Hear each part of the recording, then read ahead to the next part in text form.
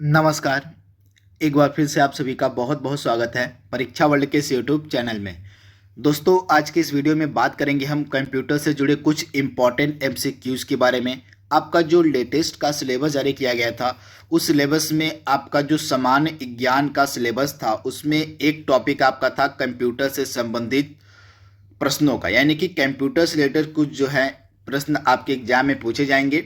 तो कंप्यूटर से जुड़े जो भी इम्पॉर्टेंट एमसीक्यूज बन सकते हैं, जो आपकी लेखपाल की परीक्षा के लिए इम्पॉर्टेंट हो सकते हैं, केवल हम उन्हीं वीडियोज़ को केवल हम उन्हीं एमसीक्यूज को डिस्कस करेंगे। तो चलिए वीडियो को शुरू करते हैं और देख लेते हैं कि आज का हमारा जो वीडियो है, पहला यह कंप्यूटर का वीडियो है, इसमें हमने कौन कौन से इम्पॉर्टेंट कंप्यूटर से जुड़े एमसीक्यूज को सम्मिलित किया हुआ है। तो चलिए वीडियो को शुरू करते हैं। तो पहला प्रश्न आपके सामने है, कौन सा एप्लीकेशन यानी कि कौन सा अनुप्रयोग प्रदर्शन तैयार करने के लिए प्रयुक्त होता है। आपको बताना इसमें से कौन सा एप्लीकेशन है जो प्रदर्शन तैयार करने के लिए यानी कि प्रेजेंटेशन तैयार करने के लिए प्रयुक्त होता है। काफी इंपॉर्टेंट है प्रश्न है। तो इस प्रश्न का राइट आंसर क्या हो जाएगा? Power point. पावर पॉइंट का जो इस्तेमाल होता है, यह एक प्रेजेंटेशन का सॉफ्टवेयर होता है। तो आप इसे ध्यान दीजिएगा, पावर पॉइंट जो होता है यह एक प्रेजेंटेशन सॉफ्टवेयर होता है, यानी कि प्रदर्शन तैयार करने के लिए जो है पावर पॉइंट का इस्तेमाल किया जाता है। तो आप इसे ध्यान दीजिएगा, इंपॉर्टेंट है। तथा इसका जो प्रथम संस्करण था, पावर पॉइंट का जो पहला संस्करण था, यह कब लॉन्च किया गया था? तो इसका पहला संस्करण लॉन्च किया गया था 22 मई सन 1990 को। कब? तो 22 मई सन 1990 को जो है इसका प्रथम संस्करण लॉन्च किया गया था पावर पॉइंट का। तो आप इसे ध्यान दीजिएगा, इंपॉर्टेंट यह प्रश्न है। इसके बाद अगला प्रश्न आपकी स्क्रीन पर है, कितने बीट एक बाइट के बराबर होती है? आपको बताना है। यह प्रश्न कई बार एग्जाम में रिपीटेड प्रश्न है। तो मैं आपको बता देता हूं कुछ फैक्ट जो आपके एग्जाम में पूछे जा सकते हैं। तो आप ध्यान दीजिएगा, कंप्यूटर मेमोरी का जो मापन होता है वो बाइट्स में किया जाता है। आप ध्यान दीजिए, कंप्यूटर मेमोरी का जो मापन होता है वो किस में किया जाता है? बाइट्स में किया जाता है। तथा आपका जो एक बाइट होता है, आपका जो एक बाइट होता है वह कितने के बराबर होता है? तो एक बाइट आपका बराबर होता है 8 बिट्स के। कितने के? तो एक बाइट आपका 8 बिट्स के बराबर होता है। तो आप इसे ध्यान दीजिएगा।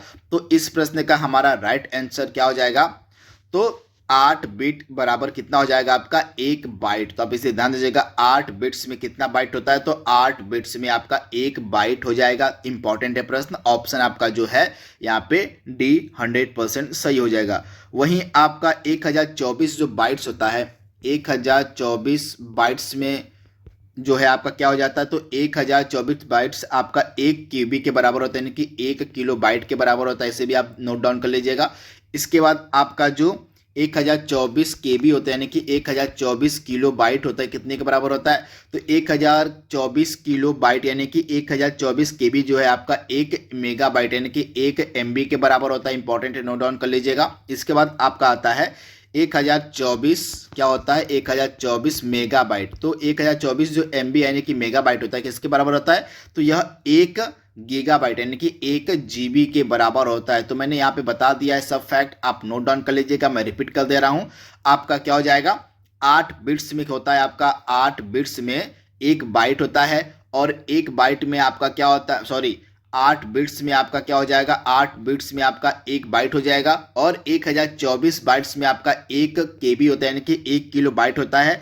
और 1024 किलो बाइट्स में आपका 1 मेगा बाइट यानी कि 1 एमबी होता है। और 1024 एमबी में आपका क्या होता है? तो 1024 एमबी में आपका होता है 1 गीगाबाइट यानी कि 1 जीबी। तो इसको आप नोट डाउन कर लीजिएगा, एग्जाम में कई बार यह प्रश्न पूछा गया है।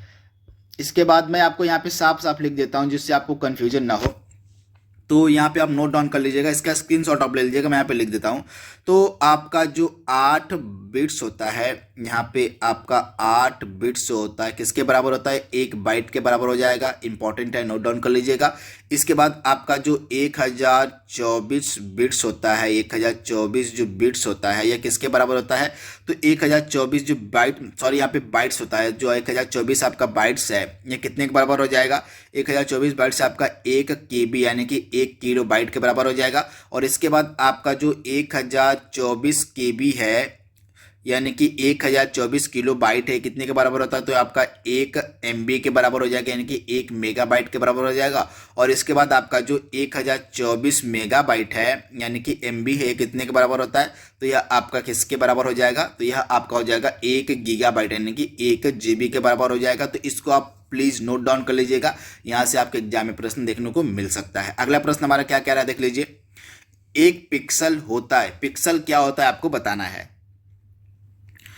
तो पिक्सल होता है तस्वीर का सबसे छोटा ढूंढने वाला भाग, यानी कि ऑप्शन जो आपका यहाँ पे सी है बिल्कुल सही है। तस्वीर का सबसे छोटा ढूंढने वाला जो भाग होता है, जो पार्ट होता है, उसको हम क्या कहते हैं? पिक्सल कहते हैं। तो आप इसे ध्यान दीजिएगा, इंपॉर्टेंट है। पिक्सल को अन्य नाम क्या है पिक्सल का? पिक्सल को हम कहते हैं पिक्चर एलिमेंट। जो पिक्सल आपका होता है वह पिक्चर एलिमेंट से बना होता है। तो आप इसे ध्यान दीजिएगा, इंपॉर्टेंट है। और तथा आपका जो पिक्सल होता है, पिक्सल क्या होता है? पिक्सल वे छोटे छोटे डॉट्स या तत्व होते हैं जिनसे मिलकर हमारी सभी सीन्स बनती हैं। आप ध्यान दीजिएगा, जो पिक्सल होता है, पिक्सल क्या होता है? तो पिक्सल जो होते हैं वे सभी छोटे छोटे डॉट्स होते हैं। क्या होते हैं? पिक्सल जो है वे सभी छोटे छोटे डॉट्स होते हैं जिनसे मिलकर हमारी जो तस्वीर यानी कि सीन्स होती है वो बनी होती है। तो आप इसे ध्यान दीजिएगा, इंपॉर्टेंट होता है। तथा एक पिक्सल जो होता है तस्वीर का सबसे छोटा ढूंढने वाला भाग होता है, यानी कि ऑप्शन आपका जो सी है यहाँ पे बिल्कुल सही हो जाएगा। अगला प्रश्न यहाँ पे हमारा है, डिजिटल सिग्नेचर से क्या तात्पर्य है आपको बताना है। तो डिजिटल सिग्नेचर क्या होता है? कंप्यूटर पर स्कैन किए हुए हस्ताक्षर यानी कि सिग्नेचर को ही हम डिजिटल सिग्नेचर कहते हैं। यानी कि ऑप्शन आपका यहाँ पे ए जो है बिल्कुल सही हो जाएगा। कंप्यूटर पर स्कैन किए हुए हस्ताक्षर यानी कि सिग्नेचर को ही हम डिजिटल सिग्नेचर कहते हैं। तो ऑप्शन आपका ए यहाँ पे बिल्कुल ही सही है। अगला प्रश्न यहाँ पे हमारा है, ब्लूटूथ किसका एग्जाम्पल है आपको बताना है। तो ब्लूटूथ जो है यह पर्सनल एरिया नेटवर्क यानी कि आपका व्यक्तिगत क्षेत्र नेटवर्क का एक एग्जाम्पल है। तो आप इसे ध्यान दीजिएगा, ऑप्शन आपका ए यहाँ पे बिल्कुल सही है। जो आपका ब्लूटूथ है यह एक पर्सनल एरिया नेटवर्क का एग्जाम्पल है। तो आप इसे ध्यान दीजिएगा, ऑप्शन जो आपका ए है यहाँ पे बिल्कुल सही है। इंपॉर्टेंट प्रश्न है, आप इसे याद कर लीजिएगा। इसके बाद अगला प्रश्न यहाँ पे हमारा है, नेटवर्क में कंजक्शन घटित होता है कब आपको बताना है। तो नेटवर्क में जो कंजक्शन होता है वह कब घटित होता है। तो नेटवर्क में जो कंजक्शन होता है वह ट्रैफिक यानी कि यातायात ओवरलोडिंग की स्थिति में घटित होता है। यानी कि ऑप्शन जो आपका यहाँ पे सी है बिल्कुल सही हो जाएगा। ट्रैफिक यानी कि यातायात ओवरलोडिंग की स्थिति में जो है नेटवर्क में कंजक्शन देखने को मिलता है। तो आप इसे ध्यान दीजिएगा, इंपॉर्टेंट प्रश्न यानी कि ऑप्शन सी आपका बिल्कुल ही सही है। अगला प्रश्न यहाँ पे हमारा है, वाईफाई का पूरा नाम क्या होता है, यानी कि वाईफाई का जो फुल नेम है आपको बताना है। तो वाईफाई का पूरा नाम क्या होता है। तो वाईफाई का पूरा नाम होता है वायरलेस फिडेलिटी। क्या होता है? वायरलेस फिडेलिटी, यानी कि ऑप्शन आपका सी यहाँ पे बिल्कुल सही है। वायरलेस फिडेलिटी इसका पूरा नाम होता है किसका? तो वाईफाई का, यानी कि ऑप्शन आपका सी यहाँ पे बिल्कुल सही है। तो ऑप्शन सी आप याद कर लीजिएगा। दोस्तों इसी प्रकार के जो प्रश्न आपके एग्जाम में देखने को मिलेंगे कंप्यूटर के सेक्शन से, तो इन प्रश्नों को आप बिल्कुल ध्यान से याद कर लीजिएगा। लगभग 2 से 3 वीडियो में आप तक पहुंचाऊंगा कंप्यूटर का। इसमें पूरे इंपॉर्टेंट MCQs आपको कवर हो जाएंगे लगभग 2 से 3 ही वीडियो में। तो इस वीडियो को आप बिल्कुल ध्यान से पढ़ते रहिएगा। अगला प्रश्न यहाँ पे हमारा है, सीक्रेट की इनक्रिप्शन जो होता है, इनक्रिप्शन जो होता है आपका सीक्रेट की इनक्रिप्शन जो होता है, इनक्रिप्शन इस प्रकार से जो होता है आपका लिखा होता है। तो जो आपका सीक्रेट की इंस्क्रिप्शन होता है इस किस अन्य रूप में भी जाना है तो आपको बताना है। तो सीक्रेट की इंक्रिप्शन जो होता है इसको हम प्राइवेट इंक्रिप्शन के रूप में भी जानते हैं। तो ऑप्शन आपका जो यहाँ पे ए है बिल्कुल सही हो जाएगा। आपका जो सीक्रेट की इंक्रिप्शन होता है उसको हम प्राइवेट इंक्रिप्शन के रूप में भी जानते हैं। तो ऑप्शन आपका ए यहाँ पे बिल्कुल सही हो जाएगा। ऑप्शन ए आप इसे याद कर लीजिएगा। अगला प्रश्न यहाँ पे हमारा क्या कह रहा है देख लीजिए, वह साधन जिससे इंटरनेट के बीच दूसरे कंप्यूटर, आपको बताना है कि वह साधन जिससे इंटरनेट के बीच दूसरे कंप्यूटर के बीच डाटा एवं फाइल्स का स्थानांतरण किया जाता है उसको हम क्या कहते हैं, उस साधन को हम क्या कहते हैं। तो वह साधन जिससे इंटरनेट के द्वारा, यहाँ पे होना चाहिए था, इंटरनेट के द्वारा दूसरे कंप्यूटर के बीच डाटा एवं फाइल्स का स्थानांतरण किया जाता है उसको हम कहते हैं FTP यानी कि फाइल ट्रांसफर प्रोटोकॉल। इसके अंतर्गत जो होता है इंटरनेट के द्वारा दूसरे कंप्यूटर्स के बीच डाटा एवं फाइल्स का स्थानांतरण किया जाता है। तो FTP इसका पूरा नाम हो जाएगा, क्या होता है FTP का? File transfer protocol. तो आप इसे ध्यान दीजिएगा, इंपॉर्टेंट है। ऑप्शन बी आपका बिल्कुल ही सही जवाब है। इसके बाद अगला प्रश्न यहाँ पे हमारा क्या कह रहा है देख लीजिए। अगला प्रश्न यहाँ पे हमारा है, सूचना तकनीकी अधिनियम भारत में कब संशोधित किया गया, आपको बताना है। तो यह जो प्रश्न आपका राजस्थान पटवारी की परीक्षा में 2016 में पूछा गया था, यह प्रश्न आपका 2016 में पूछा गया था। तो उसका आंसर था उस समय आपका सूचना तकनीकी अधिनियम भारत में 2008 में संशोधित किया गया, यानी कि ऑप्शन आपका यहाँ पे सी बिल्कुल सही है। 2008 में जो है आपका सूचना तकनीकी अधिनियम को संशोधित किया गया था। तो आप इसे ध्यान दीजिएगा, इंपॉर्टेंट है। ऑप्शन सी आप इसे ध्यान से याद कर लीजिएगा। अगला प्रश्न यहाँ पे हमारा है, इलेक्ट्रॉनिक कियोस्क जो होता है किसका एक रूप है, आपको बताना है। तो इलेक्ट्रॉनिक जो कियोस्क होता है किसका एक रूप है? तो यह जो है आपका गैर दुकान यानी कि खुदरा बिक्री या नॉन स्टोर रिटेलिंग का एक रूप होता है इलेक्ट्रॉनिक कियोस्क, यानी कि ऑप्शन आपका जो ए है बिल्कुल सही हो जाएगा। आप इसे याद कर लीजिएगा, जो आपका इलेक्ट्रॉनिक कियोस्क होता है यह आपका गैर दुकान यानी कि खुदरा बिक्री और नॉन स्टोर रिटेलिंग का एक रूप है। तो आप इसे ध्यान दीजिएगा, इंपॉर्टेंट है। अगला प्रश्न यहाँ पे हमारा है, कीबोर्ड किस तरह का यंत्र है, आपको बताना है कि जो हमारा कीबोर्ड होता है यह किस तरह का यंत्र है, आपको बताना है। तो कीबोर्ड जो है आपका इनपुट डिवाइस है, यानी कि ऑप्शन आपका ए बिल्कुल सही। जो आपका कीबोर्ड है यह क्या किस प्रकार का डिवाइस है? तो कीबोर्ड आपका इनपुट डिवाइस है। तो मैं आपको इनपुट डिवाइसों के बारे में बता देता हूं, कई बार एग्जाम में इनसे प्रश्न देखने को मिलते हैं।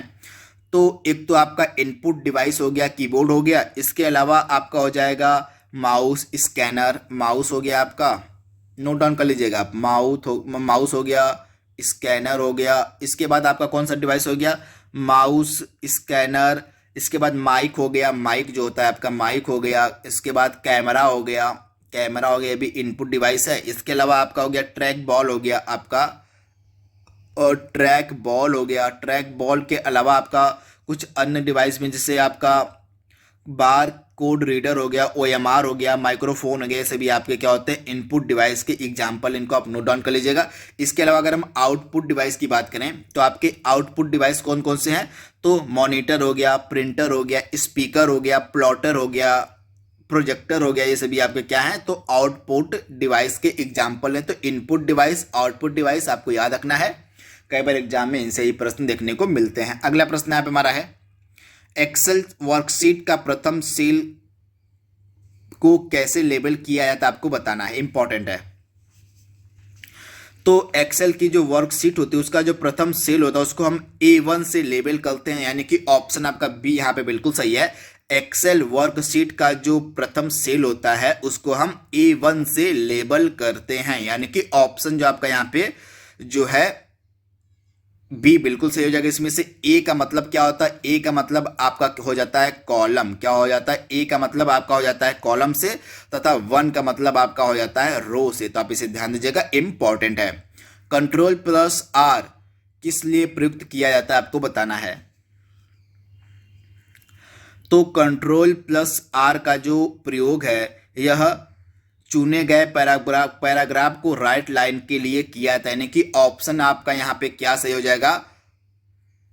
यहाँ पे डी बिल्कुल सही हो जाएगा। चुने गए पैराग्राफ को राइट अलाइन करने के लिए जो है Ctrl+R का इस्तेमाल किया जाता है, यानी कि ऑप्शन आपका यहाँ पे क्या सही हो जाएगा? ऑप्शन आपका डी यहाँ पे बिल्कुल सही है, आप इसे याद कर लीजिएगा। अगला प्रश्न यहाँ पे हमारा है, MS वर्ड में Ctrl+S से क्या मतलब होता है?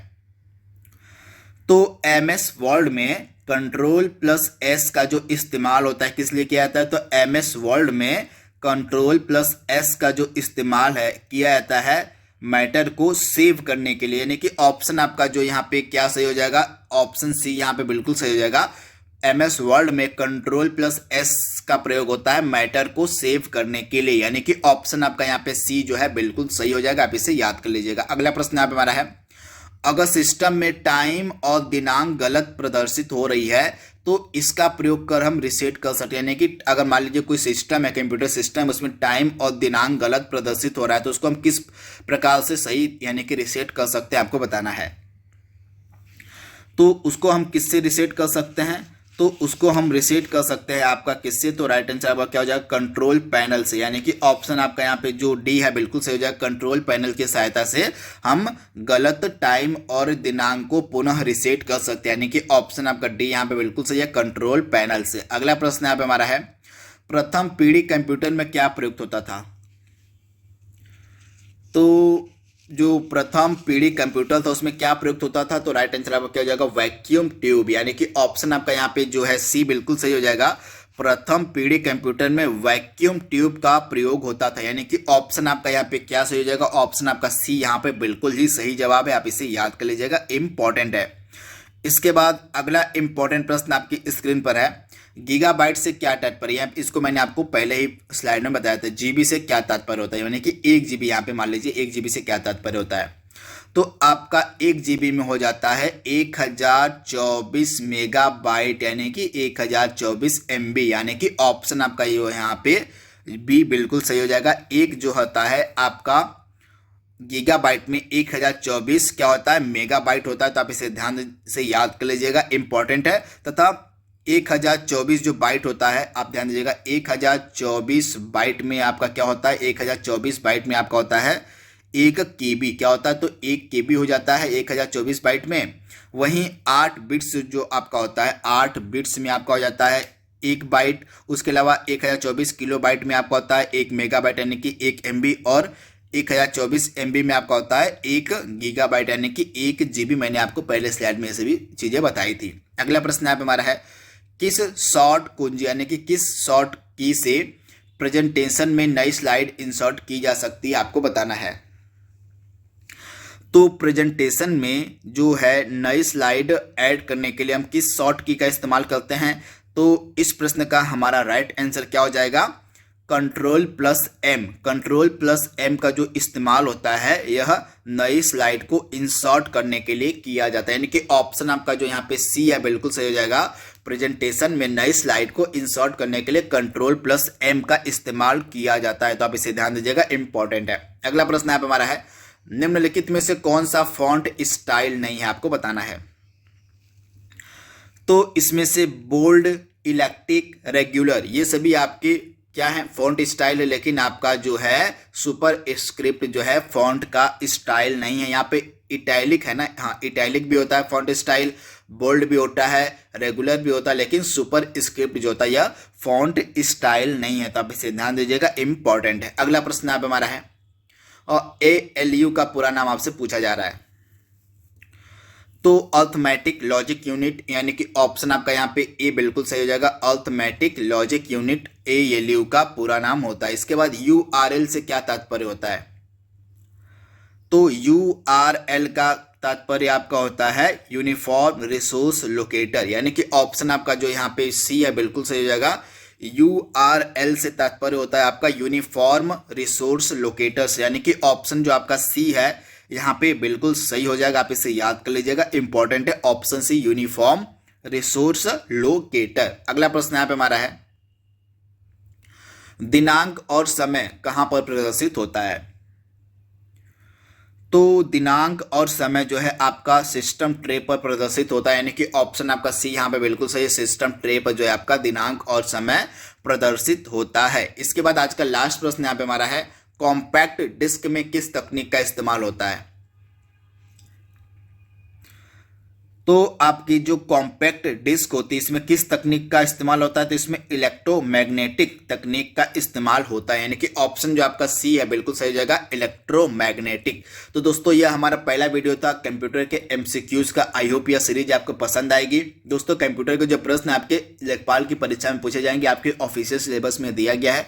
इसी कारण से मैंने यह कंप्यूटर की सीरीज स्टार्ट की है। तो आज के लिए बस इतना ही। कल फिर मिलेंगे इसके अगले भाग में। तब तक के लिए thank you, thanks for watching, thank you. नमस्कार, एक बार फिर से आप सभी का बहुत बहुत स्वागत है परीक्षा वर्ल्ड के इस यूट्यूब चैनल में। दोस्तों हमने कंप्यूटर के इंपॉर्टेंट प्रश्नों की जो सीरीज शुरू की थी उसका भाग 2 जो है उसको आज हम कंप्लीट करेंगे। चलिए वीडियो को शुरू करते हैं और देख लेते हैं कि आज का हमारा जो कंप्यूटर का भाग 2 है इसमें हमने कौन कौन से इम्पॉर्टेंट प्रश्नों को सम्मिलित किया हुआ है। तो चलिए वीडियो को शुरू करते हैं। पहला प्रश्न आपकी स्क्रीन पर है, माइक्रो प्रोसेसर कंप्यूटर किस पीढ़ी से संबंधित है आपको बताना है। इंपॉर्टेंट प्रश्न लेखपाल की परीक्षा के लिए। तो माइक्रो प्रोसेसर कंप्यूटर जो है यह किस पीढ़ी से संबंधित है, तो यह चतुर्थ पीढ़ी से संबंधित है आपका माइक्रो प्रोसेसर कंप्यूटर, यानी कि ऑप्शन जो आपका डी है यहाँ पे बिल्कुल सही है। अगला प्रश्न यहाँ पे हमारा है, और निम्नलिखित में से किस सॉफ्टवेयर का प्रयोग वेब पेज यानी कि वेब पेज जो होते हैं उनको देखने के लिए किया जाता है। तो ब्राउजर का जो प्रयोग है, आप ध्यान दीजिएगा, ब्राउजर का जो प्रयोग है वेब पेज को देखने के लिए किया जाता है, यानी कि ऑप्शन जो आपका ए है यहाँ पे बिल्कुल ही सही जवाब है। आप इसे नोट डाउन कर लीजिएगा। अगला प्रश्न यहाँ पे हमारा है, इलेक्ट्रॉनिक बैठक प्रणाली यानी कि इलेक्ट्रॉनिक मीटिंग सिस्टम इसमें से कौन सा है आपको बताना है। तो इसमें से इलेक्ट्रॉनिक मीटिंग सिस्टम आपका हो जाएगा टेली कॉन्फ्रेंसिंग, यानी कि ऑप्शन जो आपका ए है यहाँ पे बिल्कुल सही है, टेली कॉन्फ्रेंसिंग। अगला प्रश्न यहाँ पे हमारा है, हाल ही में मिटाए गए फाइल पर, मतलब आपको बताना है कि हाल ही में जो मिटाई गई फाइल होती है वह कहाँ जाकर जमा होती है आपको बताना है। तो एकदम लेटेस्ट में जो फाइल मिटाई जाती है, जो डिलीट की जाती है, वह कहाँ पर जाके जमा हो जाती है, तो रिसाइकिल बिन में जाकर वह जमा हो जाती है, यानी कि ऑप्शन जो आपका यहाँ पे सी है बिल्कुल सही हो जाएगा, रिसाइकिल बिन में। अगला प्रश्न यहाँ पे हमारा है, निम्नलिखित में से कौन से नेटवर्क में टेलीफोन लाइनों का प्रयोग होता है। इंपॉर्टेंट प्रश्न है। तो वैन में जो है, वैन यानी कि वाइड एरिया नेटवर्क में टेलीफोन लाइनों का प्रयोग होता है, यानी कि ऑप्शन जो आपका यहाँ पे ए है बिल्कुल सही है। वैन का पूरा नाम होता है वाइड एरिया नेटवर्क, इसमें जो है आपका टेलीफोन लाइनों का प्रयोग किया जाता है। तो आप इसे ध्यान दीजिएगा, इंपॉर्टेंट है। वहीं अगर हम लैन की बात करें तो लैन का पूरा नाम होता है local area network, full form भी आपसे पूछी जा सकती है। लोकल एरिया नेटवर्क हम कहते हैं किसको, लैन को। तो आप इसे ध्यान दीजिएगा, इंपॉर्टेंट है। इसके अलावा आपका जो मैन और पैन होता है, पैन का क्या हो जाता है, पैन का हो जाता है पर्सनल एरिया नेटवर्क। तो ये सभी चीज़ें आपको याद रखनी है, भूलनी नहीं है। इसके बाद अगला प्रश्न यहाँ पे हमारा क्या कह रहा है, देख लीजिए, समय की अवधि के दौरान आप जितने वेबसाइट एवं पृष्ठ देखे हैं उन सभी को प्रदर्शित कौन करते हैं, यानी कि आप एक समय के दौरान जितने भी वेबसाइटों को देखते हैं और जितने भी पेज को देखते हैं उन सभी को कौन प्रदर्शित करता है।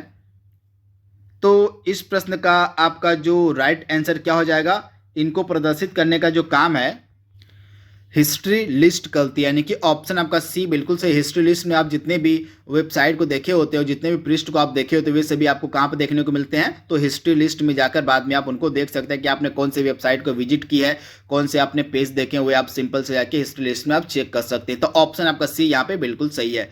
अगला प्रश्न यहाँ पे हमारा है, निम्नलिखित में से वह कौन सा मुफ्त इंसाइक्लोपीडिया है जिसे उसका उपयोग करने वाले लोगों ने ही आपस में मिलकर तैयार किया है।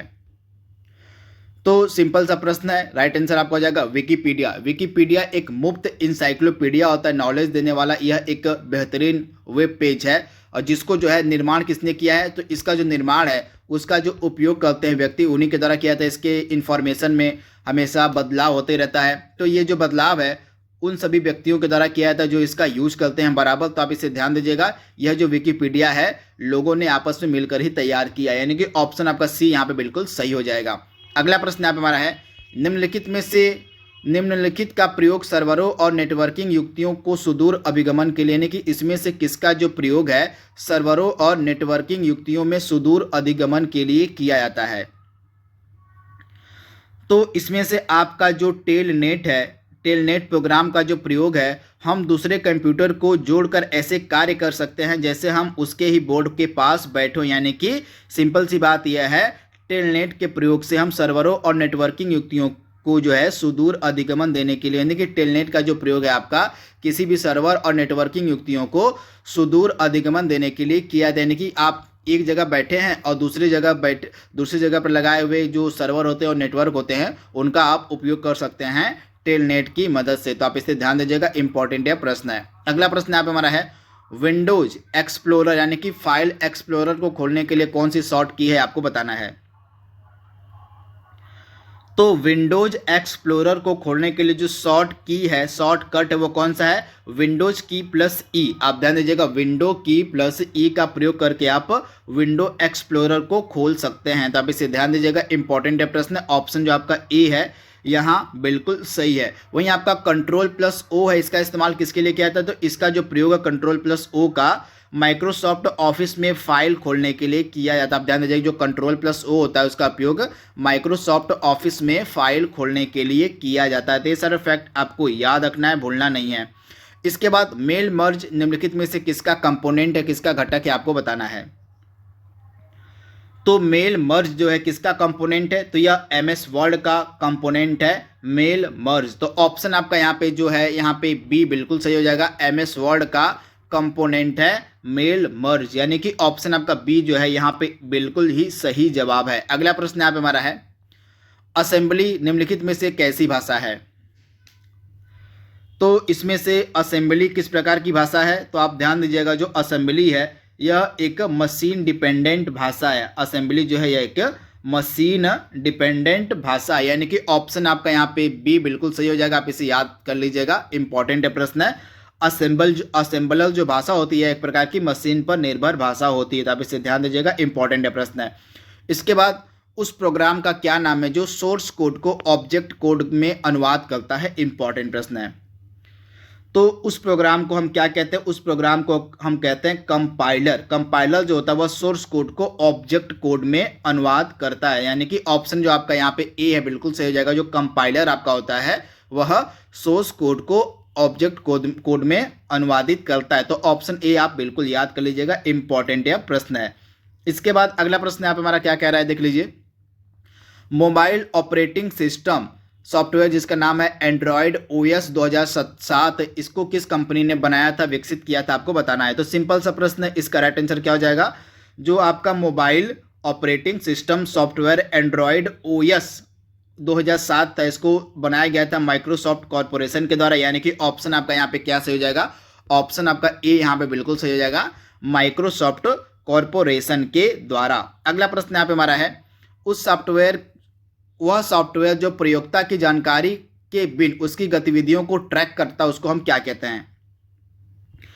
तो प्रयोक्ता की जानकारी के बिना उसकी अगर गतिविधियों को कोई सॉफ्टवेयर ट्रैक करता है तो उसको हम क्या कहते हैं? तो उसको हम कहते हैं स्पाईवेयर। जो स्पाईवेयर होता है वह प्रयोक्ता की जानकारी के बिना उसकी गतिविधियों को ट्रैक करते रहता है, यानी कि ऑप्शन आपका जो बी है यहाँ पे बिल्कुल सही हो जाएगा, स्पाईवेयर। तो आप इसे ध्यान दीजिएगा, इंपॉर्टेंट यह प्रश्न है।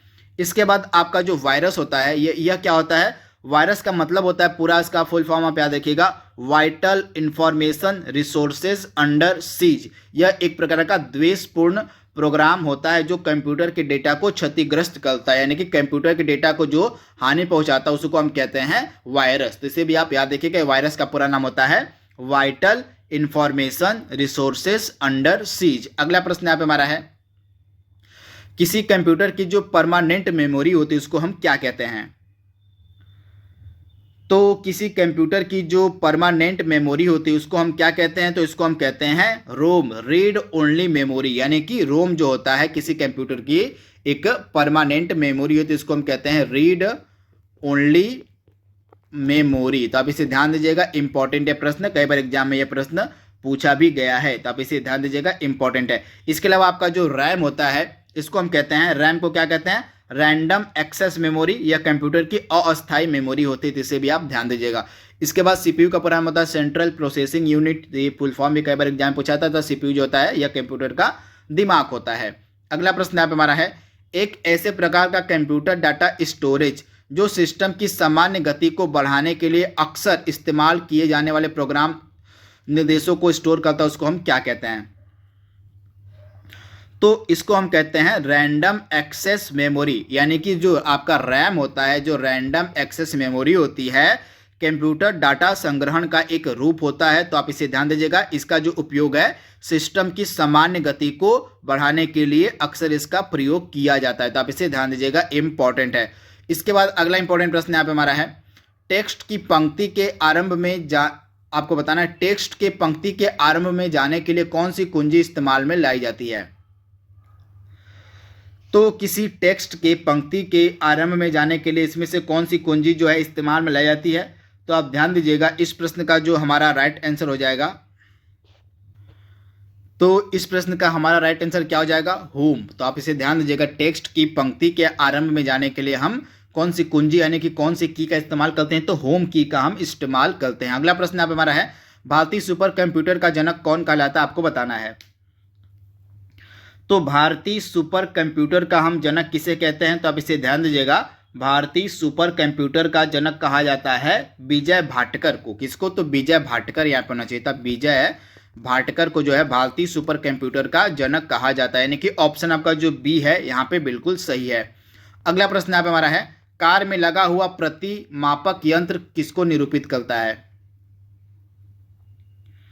तो कार में लगा हुआ जो प्रतिमापक यंत्र होता है यह क्या निरूपित करता है, तो आप ध्यान दीजिएगा, यह जो होता है आपका एक क्या होता है, एनालॉग कंप्यूटर होता है। कार में लगे हुए जो प्रतिमापक यंत्र होते हैं एनालॉग कंप्यूटर के उदाहरण होते हैं, तो आप इसे ध्यान दीजिएगा। एनालॉग कंप्यूटर का यह जो उदाहरण होता है आपका जो प्रतिमापक यंत्र होता है कार का, तो ऑप्शन आपका ए यहाँ पे बिल्कुल सही है। और सर्वप्रथम एप्पल कंप्यूटर कौन सा था, आपको बताना है। तो पहला एप्पल कंप्यूटर आपका था एप्पल 1, तो आप इसे ध्यान दीजिएगा। पहला जो एप्पल कंप्यूटर था वह था एप्पल 1 जो 1976 में विकसित किया गया था, यानी कि ऑप्शन आपका ए बिल्कुल सही है। इसको जो है 1976 में विकसित किया गया था। अगला प्रश्न यहाँ पे हमारा है, संसार का पहला गणना यंत्र कौन सा था, आपको बताना है। तो संसार का पहला गणना यंत्र था अबेकस, यानी कि ऑप्शन आपका ए बिल्कुल सही, जो अबेकस था यह संसार का पहला गणना यंत्र था। तो आप इसे ध्यान दीजिएगा, इंपॉर्टेंट है प्रश्न, ऑप्शन ए आपका बिल्कुल सही है। निम्नलिखित में से कौन मेमोरी इनपुट और आउटपुट डिवाइसेस को नियंत्रित करता है। तो इसमें से जो आपका राइट आंसर क्या हो जाएगा, इसमें से इनपुट आउटपुट को नियंत्रित करने का जो काम है कौन करता है, तो इसका जो राइट आंसर हमारा हो जाएगा, तो सीपीयू जो होता है यह मेमोरी इनपुट और आउटपुट डिवाइसेस को नियंत्रित करता है, यानी कि ऑप्शन आपका जो ए है यहाँ पे बिल्कुल सही हो जाएगा। सीपीयू, सीपीयू का पूरा नाम होता है जो है, इसका पूरा नाम होता है सेंट्रल प्रोसेसिंग यूनिट, तो इसका पूरा नाम भी कई बार एग्जाम में पूछा गया है। अगला प्रश्न यहाँ पे हमारा है, सीपीयू में पी का प्रतीक क्या होता है, मतलब पी का मतलब क्या होता है। तो सीपीयू में पी का मतलब होता है प्रोसेसिंग, तो आप इसे ध्यान दीजिएगा। सीपीयू में पी का मतलब क्या होता है, प्रोसेसिंग, इसका पूरा नाम मैंने आपको बताया था सेंट्रल प्रोसेसिंग यूनिट। अगला प्रश्न यहाँ पे हमारा है, निम्न में से किसे कंप्यूटर का दिमाग कहा जाता है। तो सिंपल सा प्रश्न है, राइट आंसर हो जाएगा किसको, तो सीपीयू को जो है कंप्यूटर का दिमाग कहा जाता है, यानी कि ऑप्शन जो आपका डी है यहाँ पे बिल्कुल सही जवाब है। तो दोस्तों यह हमारा लास्ट प्रश्न था कंप्यूटर के एमसीक्यूज का सेकंड भाग का। आई होप यह सीरीज आपको पसंद आ रही होगी, इसका अगला भाग हम जल्दी अपलोड करेंगे। तो आज के लिए बस इतना ही। Thank you, thanks for watching, thank you. नमस्कार, एक बार फिर से आप सभी का बहुत बहुत स्वागत है परीक्षा वर्ल्ड के इस यूट्यूब चैनल में। दोस्तों यूपी लेखपाल की परीक्षा के लिए हमने कंप्यूटर का जो एमसीक्यूज वाली सीरीज शुरू की थी उसका जो भाग 3 है उसको आज हम कंप्लीट करेंगे। दोस्तों कंप्यूटर आपके लेखपाल की परीक्षा में पूछा जाएगा। आपका सिलेबस जो लेटेस्ट जारी किया गया था उसमें जो है कंप्यूटर से रिलेटेड जो है आपका सिलेबस दिया गया था, क्योंकि कंप्यूटर का जो ज्ञान है, जो अभ्यर्थी आपकी लेखपाल की परीक्षा देने जाएंगे उनको कंप्यूटर से संबंधित सामान्य ज्ञान की जानकारी थोड़ी बहुत होनी चाहिए। तो इसी कारण से ये जो सीरीज हमने शुरू की है इसमें हमने ऑलरेडी 2 वीडियोज़ को अपलोड कर दिया है। इसका जो तीसरा वीडियो है उसको आज हम शुरू करने जा रहे हैं। तो चलिए आज के सेशन को शुरू करते हैं और देख लेते हैं कि आज का हमारा जो वीडियो है पार्ट 3 कंप्यूटर का, इसमें हमने कौन कौन से इंपॉर्टेंट प्रश्नों को सम्मिलित किया हुआ है। तो चलिए वीडियो को आगे बढ़ाते हैं। तो पहला प्रश्न आपके स्क्रीन पर है जो कि काफ़ी इंपॉर्टेंट प्रश्न है, बहुत बार एग्जाम में रिपीटेड प्रश्न भी है। आपको बताना है कि जो टिम बर्नर्स-ली थे जिसके द्वारा WWW यानी कि वर्ल्ड वाइड वेब का आविष्कार किया गया था, इन्होंने वर्ल्ड वाइड वेब का आविष्कार किस वर्ष में किया था, आपसे पूछा गया। इस प्रश्न से आपके 3 आंसर सॉल्व हो जाएंगे।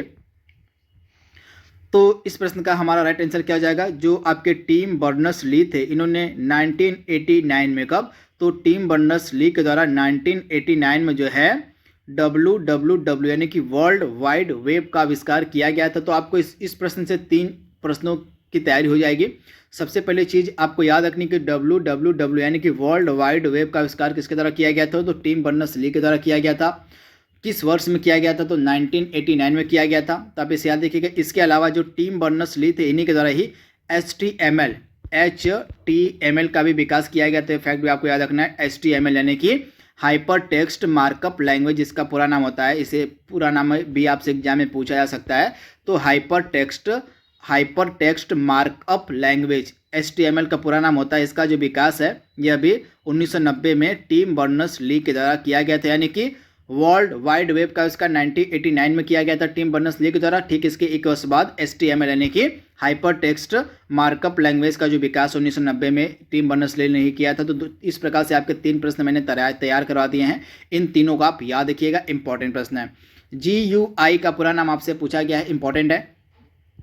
तो GUI यानी कि इसका पूरा नाम आपसे पूछा गया है। तो GUI का पूरा नाम है ग्राफिकल यूजर इंटरफेस। आप इसे याद रखिएगा, ग्राफिकल यूजर इंटरफेस इसका पूरा नाम होता है। तो आप इसे याद रखिएगा, इंपॉर्टेंट है, कई बार एग्जाम में यह रिपीटेड प्रश्न भी है, तो आप इसे याद रखिएगा, इंपॉर्टेंट है। तथा GUI यानी कि ग्राफिकल यूजर इंटरफेस के आधार पर जो पहला आपका पर्सनल कंप्यूटर बनाएगा तो उसका नाम था एप्पल का लीजा, यानी कि एप्पल का जो लीजा कंप्यूटर था यह इस टेक्निक पर आधारित पहला कंप्यूटर था। GUI युक्ति पर आधारित जो पहला कंप्यूटर था पर्सनल कंप्यूटर, इसका नाम था एप्पल का लीजा। तो ये फैक्ट भी आपको याद रखना है, भूलना नहीं है। अगला प्रश्न यहाँ पे हमारा है, यूनिवैक और इनिएक ये किस पीढ़ी के कंप्यूटर का उदाहरण है, आपको बताना है। तो आप ध्यान दीजिएगा, ये जो यूनिवैक और इनिएक कंप्यूटर है ये प्रथम पीढ़ी के कंप्यूटर का एग्जाम्पल है, यानी कि ऑप्शन आपका ए जो है बिल्कुल सही हो जाएगा। ये दोनों जो कंप्यूटर आपके सामने दिए गए नाम ये प्रथम पीढ़ी के कंप्यूटर के एग्जाम्पल हैं। तो आप इसे याद रखिएगा।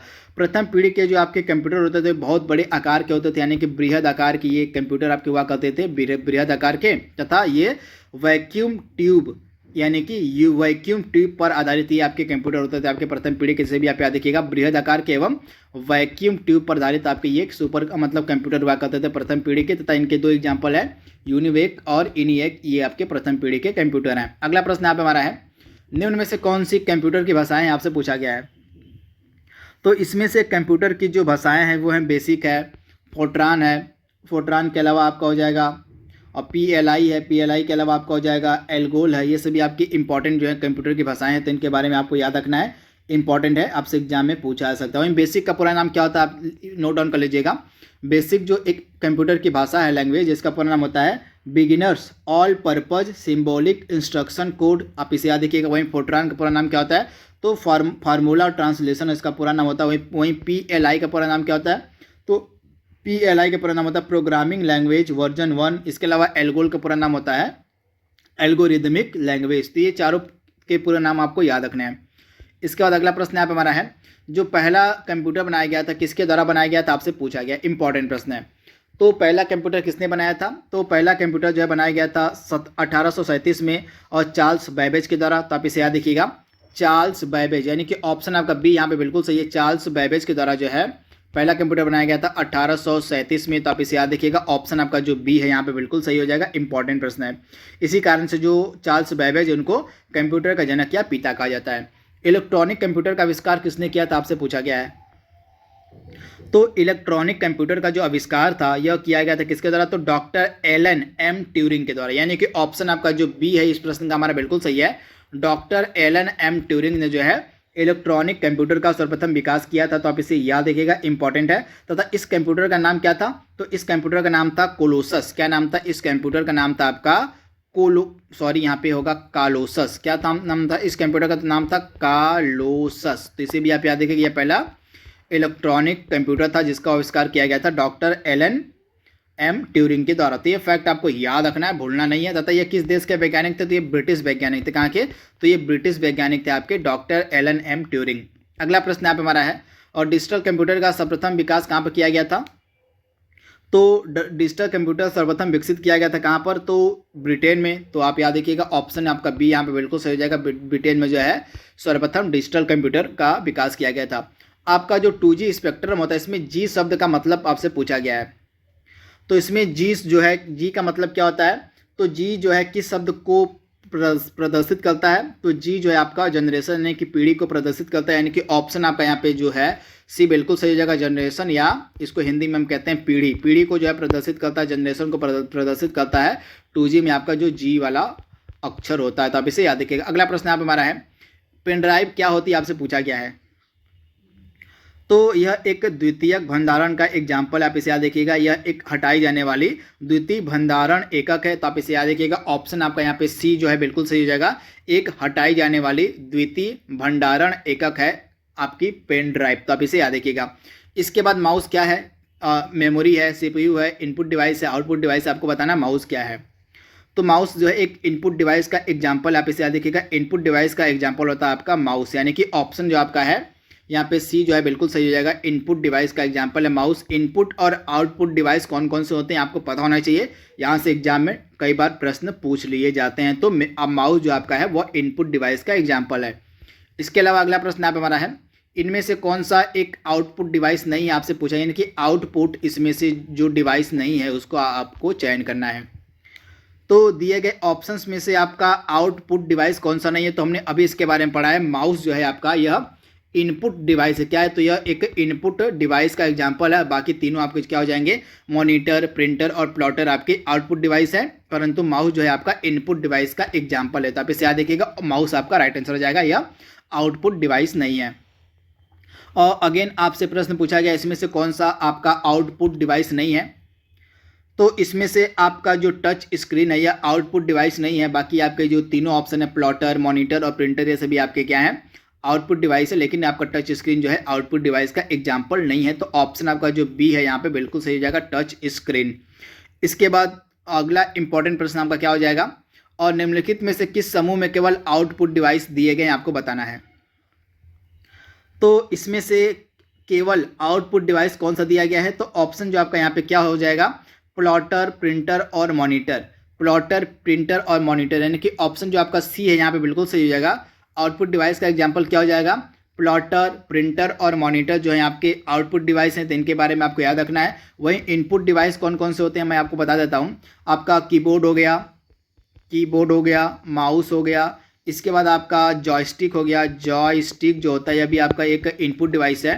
इसके अलावा आपका स्कैनर हो गया, स्कैनर भी आपका एक इनपुट डिवाइस है। इसके अलावा आपका लाइट पेन जो होता है, लाइट पेन जो होता है ये आपका इनपुट डिवाइस का एग्जांपल है। तो इनपुट डिवाइस को आपको याद रखना है, कौन कौन से मैंने बताया आपको, keyboard, mouse, joystick, scanner, light pen, ये सभी आपके क्या हैं, ये सभी आपके इनपुट डिवाइस हैं। और मॉनिटर, प्रिंटर और प्लॉटर, यानी कि यहाँ पे ऑप्शन सी वाला जो है प्लॉटर, प्रिंटर और मॉनिटर, ये सभी आपके आउटपुट डिवाइस के एग्जाम्पल हैं।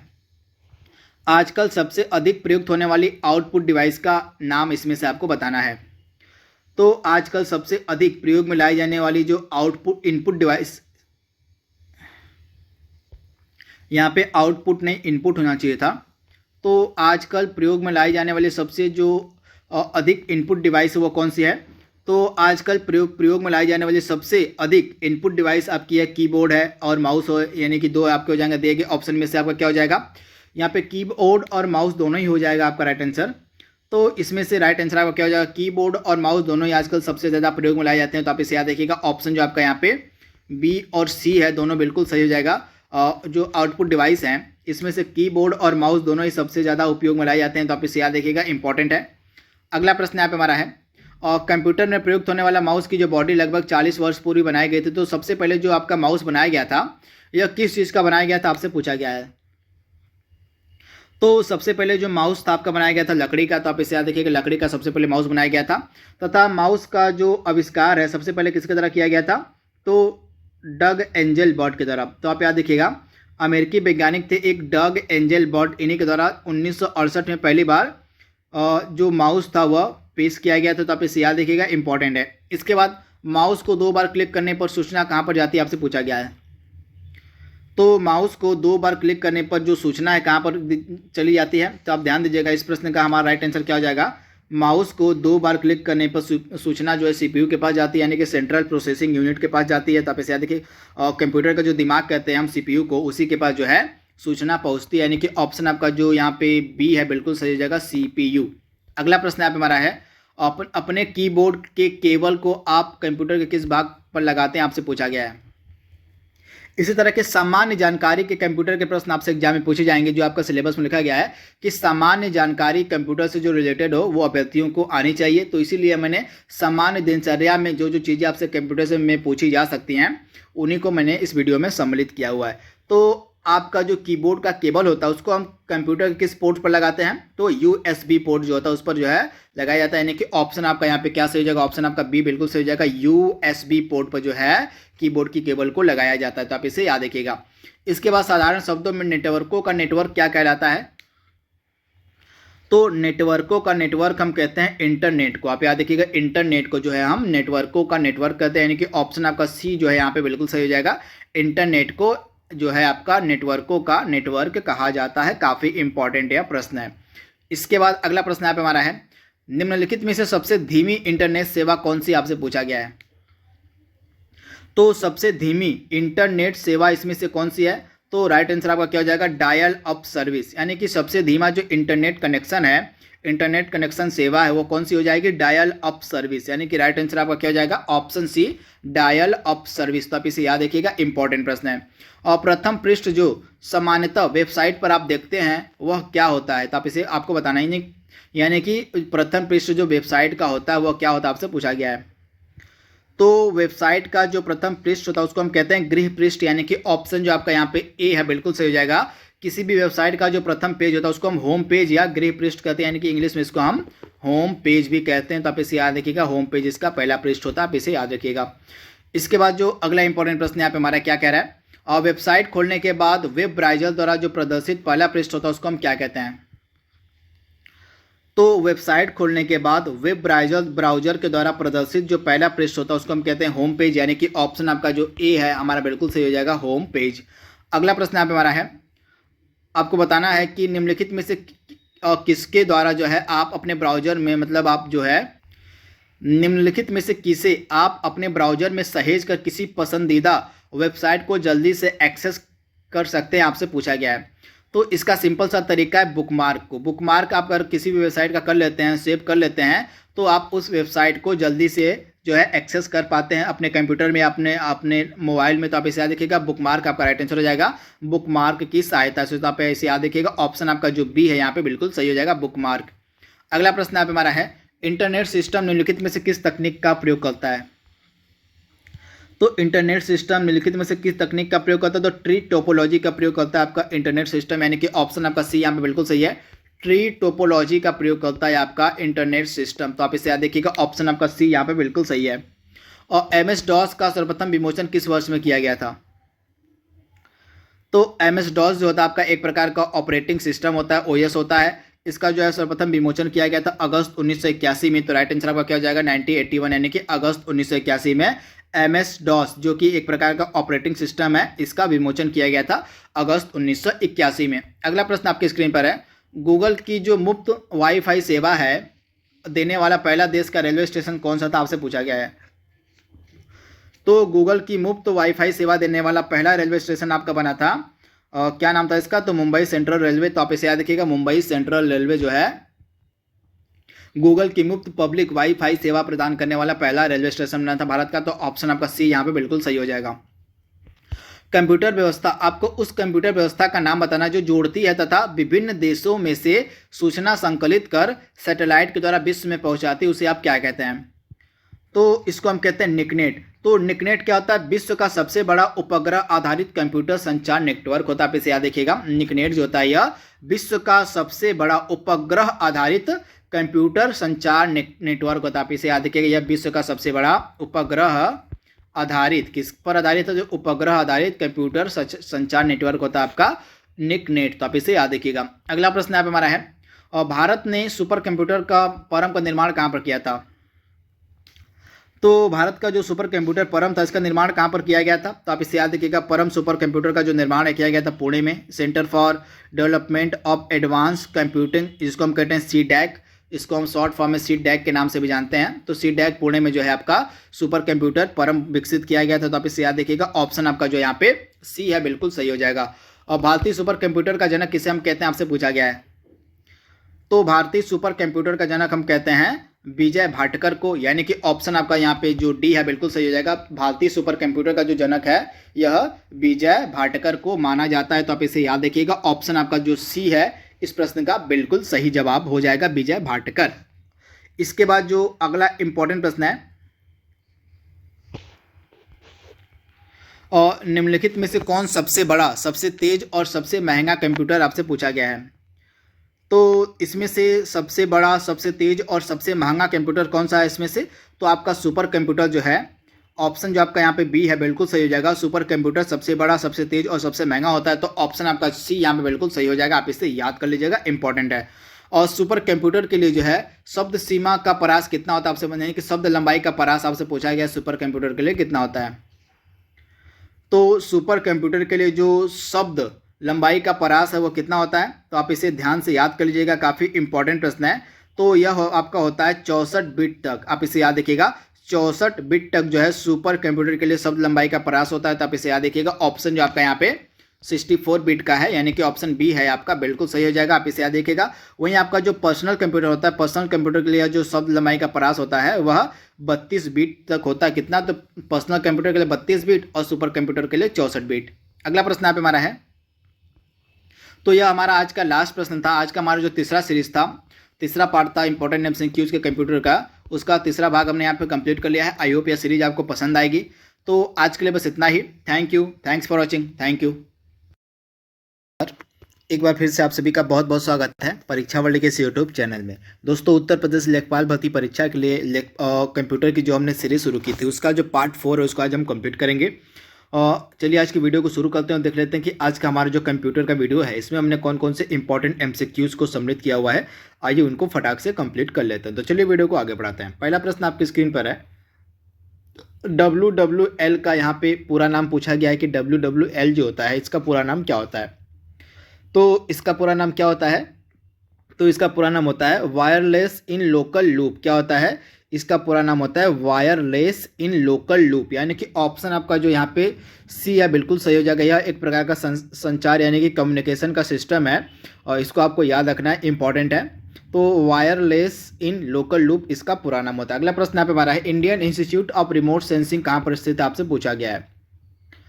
तो Indian institute of remote sensing कहाँ पर अवस्थित है, तो यह आपको मिलेगा देहरादून में। तो ऑप्शन आपका जो यहाँ पे बी है बिल्कुल सही हो जाएगा। Indian institute of remote sensing आपको मिलेगा देहरादून में। ऑप्शन बी आपका यहाँ पे 100% सही है। अगला प्रश्न यहाँ पे हमारा है, लेजर प्रिंटर में निम्नलिखित में से कौन सा एक लेजर का प्रकार प्रयुक्त होता है, आपको बताना है। तो आपका जो लेजर प्रिंटर होता है उस लेजर प्रिंटर में कौन से लेजर का प्रकार का प्रयोग किया जाता है, तो राइट आंसर आपका हो जाएगा अर्धचालक लेजर का, यानी कि ऑप्शन आपका जो यहाँ पे सी है बिल्कुल सही हो जाएगा। एक लेजर प्रिंटर जो होता है उसमें अर्धचालक लेजर के प्रकार का प्रयोग किया जाता है। तो ऑप्शन आपका सी यहाँ पे बिल्कुल सही है। और आपको बताना है WWW यानी कि वर्ल्ड वाइड वेब का आविष्कार किसके द्वारा किया गया था, तो मैंने इसके बारे में आपको बहुत बार बताया है, टिम बर्नर्स ली के द्वारा। किसके द्वारा, तो टिम बर्नर्स ली के द्वारा जो है वर्ल्ड वाइड वेब का आविष्कार किया गया था। तो ऑप्शन आपका यहाँ पे जो है बी बिल्कुल सही हो जाएगा। टिम बर्नर्स ली के द्वारा जो है 1989 में जो है WWW यानी कि वर्ल्ड वाइड वेब का आविष्कार किया गया था। तो इसके बारे में आपको याद रखना, ऑप्शन बी आपका बिल्कुल सही है। अगला प्रश्न आप हमारा है, और गूगल के द्वारा किस वेब ब्राउजर का विकास किया गया था, आपको बताना है, यानी कि गूगल का वेब ब्राउजर कौन सा है। तो गूगल के द्वारा किस वेब ब्राउजर के जो है विकास किया गया था, तो राइट आंसर आपका क्या हो जाएगा गूगल क्रोम, यानी कि जो आपका गूगल क्रोम है यह गूगल का एक वेब ब्राउजर है। तो ऑप्शन आपका यहाँ पे जो डी है बिल्कुल सही हो जाएगा। क्रोम जो है यह गूगल का क्या है, तो क्रोम गूगल का एक ब्राउजर है, इंपॉर्टेंट है। ऑप्शन आपका डी यहाँ पे बिल्कुल सही है। ब्लूटूथ तकनीक किस पर आधारित होती है, आपसे पूछा गया है। तो ब्लूटूथ जो टेक्निक है यह किस पर आधारित होती है, तो यह जो होता है आपका उपकरणों के बीच जो होता है वायरलेस संचारण के लिए काम में लाया जाता है। तो आप इसे याद देखिएगा, जो आपका ब्लूटूथ होता है यह उपकरणों के बीच वायरलेस संचारण के लिए काम में आता है। तो आप इसे याद देखिएगा। ऑप्शन जो आपका यहाँ पे ए है बिल्कुल सही हो जाएगा। उपकरणों के बीच वायरलेस संचारण के लिए जो है ब्लूटूथ काम में आता है। तो आप इसे याद देखिएगा। तथा इसका जो विकास है सर्वप्रथम 1994 में किसमें तो 1994 यानी कि 1994 में हार्टसन के द्वारा किया गया था। किसके द्वारा, तो हार्टसन के द्वारा जो है 1994 में ब्लूटूथ का जो है विकास किया गया था। इसके बारे में आपको याद रखना है। इसके बाद अगला प्रश्न आपके सामने है, और डेटा कम्युनिकेशन के लिए नियमों का संघ यानी कि सेट ऑफ रूल्स क्या कहलाता है, आपसे पूछा गया है। तो डेटा कम्युनिकेशन के लिए नियमों का जो संघ होता है यानी कि सेट ऑफ रूल्स जो होता है उसको हम कहते हैं प्रोटोकॉल्स। तो आप इसे याद रखिएगा, प्रोटोकॉल्स इसको कहा जाता है। तो ऑप्शन आपका ए यहाँ पे बिल्कुल सही हो जाएगा, आप इसे याद रखिएगा। और जंक ईमेल को अन्य किस नाम से जाना जाता है, आपसे पूछा गया है। तो जंक ईमेल को हम कहते हैं स्पैम के नाम से भी जानते हैं। तो आप इसे याद रखिएगा, जो आपका जंक और ईमेल होता है, इसको हम स्पैम के नाम से भी जानते हैं। तो ऑप्शन आपका यहाँ पे क्या सही हो जाएगा? ऑप्शन आपका सी यहाँ पे बिल्कुल सही हो जाएगा। जंक ईमेल को हम स्पैम के नाम से भी जानते हैं, तो ऑप्शन आपका सी यहाँ पे बिल्कुल सही है। अगला प्रश्न आप हमारा है, स्पैम जो होता है आपका किस विषय से संबंधित शब्द है, आपको बताना है। तो स्पैम जो है आपका एक अवांछित मेल का उदाहरण होता है। आप यहाँ देखिएगा, बिना मतलब अवांछित, बिना इच्छा के अनुसार जो आपके ऊपर मेल आते हैं उनको हम कहते हैं अवांछित मेल। तो इसी अवांछित मेल का एग्जांपल आपका स्पैम, तथा स्पैम का संबंध आपका होता है कंप्यूटर से। तो आप इसे याद देखिएगा, ऑप्शन आपका ए यहाँ पे बिल्कुल सही है। इसके बाद अगला प्रश्न आप हमारा है, एक निश्चित पते पर यानी कि एक निश्चित एड्रेस पर किसी एब्यूजर के द्वारा बार बार एक ही मेल संदेश को भेजना क्या कहलाता है। तो एक निश्चित पते पर यानी कि एक निश्चित एड्रेस पर किसी एब्यूजर के द्वारा बार बार एक ही जो मेल भेजा जाता है, मेल संदेश, उसको हम क्या कहते हैं? मेल ईमेल बॉम्बिंग कहा जाता है। उसको क्या कहा जाता है? तो ईमेल बॉम्बिंग कहा जाता है। इसमें ईमेल बॉम्बिंग में क्या होता है कि किसी निश्चित पते पर एक ही मेल का संदेश जो है बार बार भेजा जाता है एब्यूजर के द्वारा, इसी को हम ईमेल बॉम्बिंग के नाम से जानते हैं। तो ऑप्शन आपका जो सी है यहाँ पे बिल्कुल सही है, ईमेल बॉम्बिंग। अगला प्रश्न यहाँ पे हमारा है, और निम्नलिखित में से कौन सा ब्राउजर नहीं आपसे पूछा गया है। तो दिए गए ऑप्शंस में से आपका कौन सा ब्राउजर नहीं है। तो इसमें से मोजिला फायरफॉक्स आपका ब्राउजर का एग्जांपल है, विवाल्डी आपका ब्राउजर है, इंटरनेट एक्सप्लोरर आपका ब्राउजर, लेकिन गूगल एप्स जो है आपका ब्राउजर का एग्जाम्पल नहीं है। तो ऑप्शन आपका यहाँ पे कैसे हो जाएगा? गूगल एप्स जो है आपका ब्राउजर का एग्जाम्पल नहीं है। बाकी आपकी जो तीनों ऑप्शंस दिए गए हैं, मोजिला फायरफॉक्स, विवाल्डी और आपका इंटरनेट एक्सप्लोरर, ये सभी आपके ब्राउजर के एग्जाम्पल हैं। लेकिन इसमें से जो गूगल ऐप आपका है यह ब्राउजर का एग्जाम्पल नहीं है। तथा गूगल का अगर हम ब्राउजर की बात करें तो गूगल के ब्राउजर का क्या नाम होता है? तो गूगल का जो ब्राउजर उसका नाम होता है क्रोम। तो इसे आप याद देखिएगा। तो ऑप्शन आपका यहाँ पे डी बिल्कुल सही है, गूगल एप्स आपका ब्राउजर का एग्जाम्पल नहीं है। वेब कॉलर को अन्य किस नाम से जाना जाता है, आपसे पूछा गया है। तो वेब कॉलर को हम अन्य किस नाम से जानते हैं? तो आप ध्यान से याद कर लीजिएगा, जो आपके वेब कॉलर होता है, वेब कॉलर को हम अन्य किस नाम से जानते हैं। तो यहाँ पे राइट आंसर आपका क्या हो जाएगा? Web spider. क्या होता है? तो वेब क्रॉलर यहाँ पे होना चाहिए था। जो वेब आपका क्लॉरर होता है इसको हम वेब स्पाइडर के नाम से भी जानते हैं। तो ऑप्शन आपका जो सी है यहाँ पे बिल्कुल सही हो जाएगा, वेब स्पाइडर। अगला प्रश्न यहाँ पे हमारा है, और कंप्यूटर क्षेत्र में वायरस का मतलब क्या होता है, यानी कि वायरस का यहाँ पे पूरा नाम आपसे सिंपली पूछा जा रहा है। तो वायरस का मतलब क्या होता है? तो वायरस का आपका मतलब होता है vital information resource under seize. Right answer आपका क्या हो जाएगा? Option A, vital information result. यहाँ पे रिजल्ट क्या हो जाएगा? यहाँ पे रिजल्ट की जगह रिसोर्स होना चाहिए था, वाइटल इंफॉर्मेशन रिसोर्स यहाँ पे होना चाहिए था। क्या होना चाहिए? तो vital information resource under seize, इसका पूरा नाम होता है वायरस का। तो आप इसे याद रखिएगा, ऑप्शन आपका ए जो है बिल्कुल सही हो जाएगा, vital information resource under seize, इसका पूरा नाम होता है वायरस का। अगला प्रश्न यहाँ पे हमारा है, कंप्यूटर में फैलने वाला वायरस जो होता है वो क्या होता है, आपसे पूछा गया है। तो कंप्यूटर में फैलने वाला जो आपका वायरस होता है वह क्या होता है? तो कंप्यूटर में फैलने वाला वायरस जो होता है यह आपका होता है एक प्रकार का कंप्यूटर प्रोग्राम होता है। क्या होता है? तो यह एक प्रकार का कंप्यूटर प्रोग्राम होता है जो वायरस होता है। तो ऑप्शन आपका सी यहाँ पे बिल्कुल सही हो जाएगा, कंप्यूटर प्रोग्राम होता है। अगला प्रश्न यहाँ पे हमारा है, एक प्रोग्राम जिसमें अन्य प्रोग्रामों को संक्रमित करने की योग्यता होती है तथा जो अपनी ही प्रतियां, अपनी ही कॉपी स्वयं बनाकर दूसरे प्रोग्रामों में फैला सकता है, उसको हम क्या कहते हैं? तो वह कहलाता है आपका वायरस। जो वायरस जो आपका होता है, वायरस एक प्रोग्राम होता है जो अन्य प्रोग्रामों को संक्रमित कर देता है तथा वायरस जो होता है अपनी ही प्रतियों को स्वयं बनाकर दूसरे प्रोग्राम में फैलाता है। तो आप इसे याद रखिएगा, ऑप्शन आपका जो सी है यहाँ पे बिल्कुल सही हो जाएगा, वायरस। तो आप इसे याद रखिएगा, ऑप्शन आपका जो सी है यहाँ पे बिल्कुल सही हो जाएगा। अगला प्रश्न यहाँ पे हमारा है, संचार नेटवर्क जो सिस्टम होता है उसमें फायरवॉल का प्रयोग निम्नलिखित में से किससे बचाता है, आपसे पूछा गया है।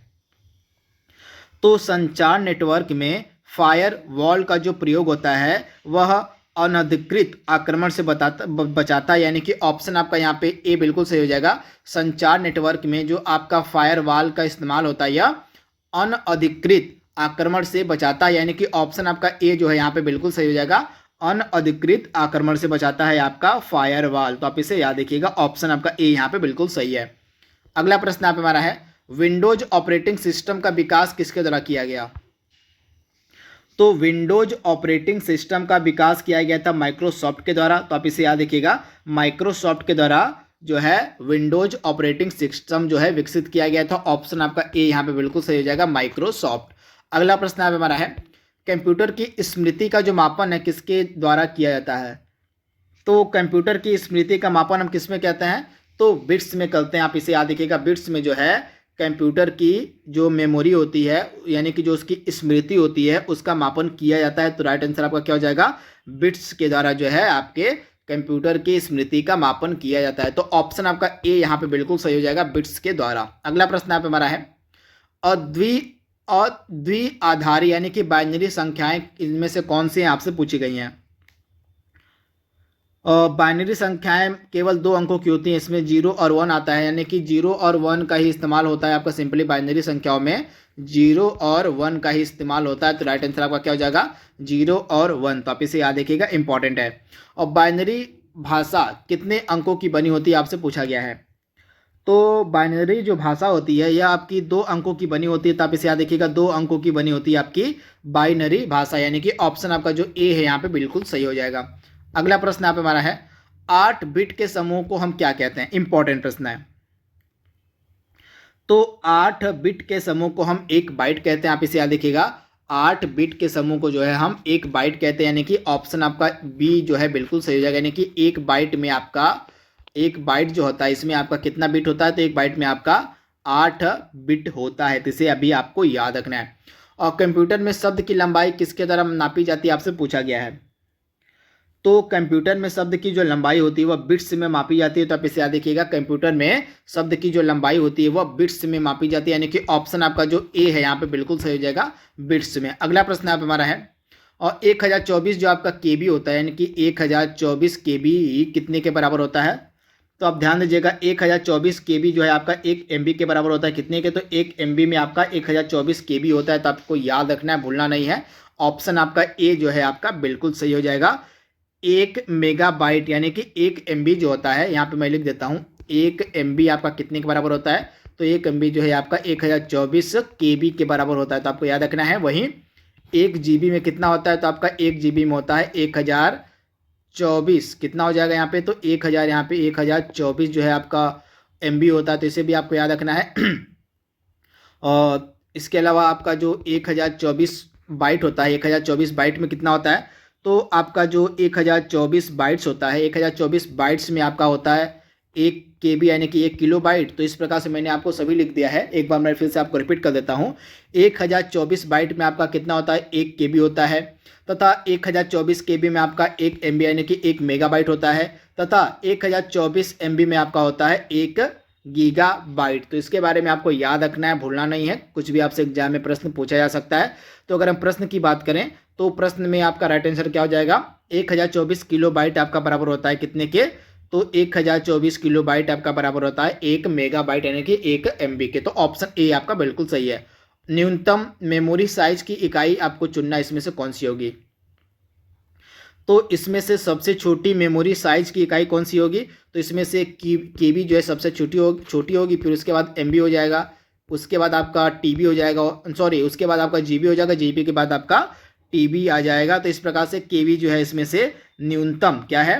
केबी जो है इसमें से न्यूनतम मेमोरी की इकाई है। तो आपको याद रखना है केबी, यानी कि ऑप्शन आपका जो ए है यहाँ पे बिल्कुल सही हो जाएगा।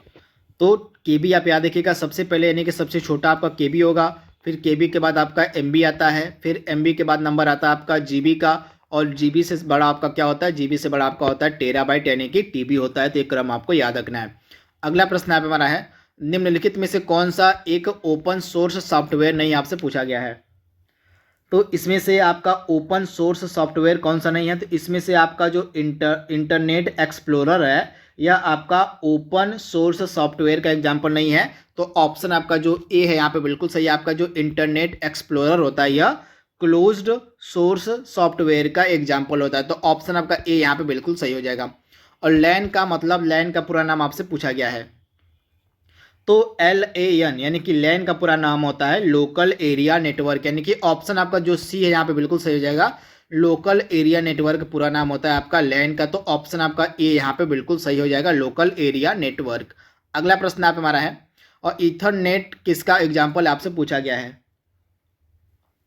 तो ईथरनेट आपका किसका एग्जाम्पल है? तो यह लैन का एग्जाम्पल है कि लोकल एरिया नेटवर्क का एग्जाम्पल होता है ईथरनेट, यानी कि ऑप्शन आपका जो यहाँ पे बी है यहाँ पे बिल्कुल सही हो जाएगा। लैन का एग्जाम्पल होता है आपका ईथरनेट। अगला प्रश्न यहाँ पे हमारा है, निम्नलिखित में से किस प्रोटोकॉल के द्वारा वर्ल्ड वाइड वेब में पहुंचा जा सकता है? तो HTTP जो आपका प्रोटोकॉल होता है, HTTP यानी कि इसको हम क्या कहते हैं? इसको हम हाइपर टेक्स्ट ट्रांसफर प्रोटोकॉल के नाम से भी जानते हैं। इसका पूरा नाम होता है हाइपर टेक्स्ट ट्रांसफर प्रोटोकॉल। इसकी मदद से जो है हम वर्ल्ड वाइड वेब में पहुंच सकते हैं, यानी कि ऑप्शन आपका ए यहाँ पे बिल्कुल सही है, आप इसे याद रखिएगा। निम्नलिखित में से कौन सा कंप्यूटर हार्डवेयर नहीं आपसे पूछा गया है? तो इसमें से कौन सा कंप्यूटर हार्डवेयर नहीं? तो कंपाइलर जो है आपका कंप्यूटर का हार्डवेयर पार्ट नहीं है, तो ऑप्शन आपका बी बिल्कुल से। बाकी आपके तीनों हार्डवेयर मिलेंगे, प्रिंटर, माउस और कीबोर्ड हार्डवेयर के एग्जाम्पल है, परंतु कंपाइलर जो है आपका हार्डवेयर नहीं होता है। और कंप्यूटर हार्डवेयर जो आंकड़ों की बहुत अधिक मात्रा में भंडारण कर सकता है वह क्या कहलाता है? तो इसमें से चुंबकीय टेप या डिस्क दोनों जो है आपके आंकड़ों का बहुत अधिक मात्रा में भंडारण कर सकते हैं, यानी कि ए और बी आपका दोनों आंसर हो जाएगा। ए और बी आपका दोनों सही हो जाएगा। डिस्क और चुंबकीय जो टेप होते हैं ये दोनों जो है आंकड़ों का बहुत अधिक मात्रा में भंडारण कर सकते हैं, तो ऑप्शन आपका यहाँ पे ए और बी दोनों सही हो जाएगा। तो यहाँ पे लास्ट प्रश्न हमने डिस्कस कर लिया कंप्यूटर का। आज हमारा जो MCQs का पार्ट था उसको में हमने बहुत सारे इंपॉर्टेंट प्रश्नों को कवर किया है। तो आई होप यह सीरीज आपको पसंद आएगी। तो आज के लिए बस इतना ही। Thank you, thanks for watching, thank you.